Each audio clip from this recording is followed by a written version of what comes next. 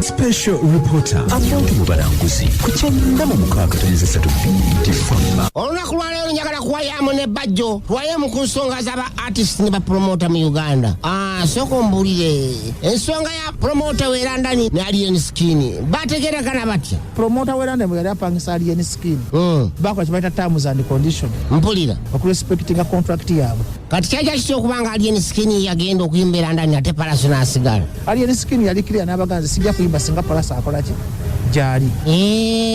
Wate yali akamala okumutula. Promoter yabadde akoze obuyaye abatomezi bameka. Kati guwamu amagezi ki? Ne mugamba engeri gye tumezi tetuluma. Genda oyimbire promoter waawa.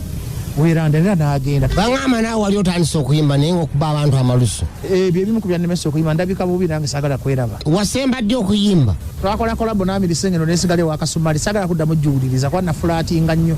Ewa Kasumaali gye waliko engoma zo nange. Naye bwera kunzigana mu bintu ebyamagezi ogenda kunza mu lwali.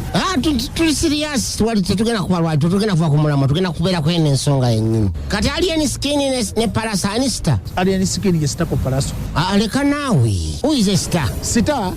Ye muntu star. Mpulira. Kati kuntomeza. Kiki otegeeza ate nga nkutomeza ntya naawe. Gwe tuwe buyino. Paulo Kafero was a star.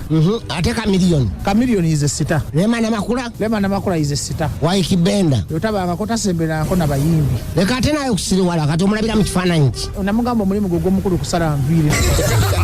Special reporter Amooti Omubalanguzi ku kyenda mu mukaaga ttonyeza 3 Fama.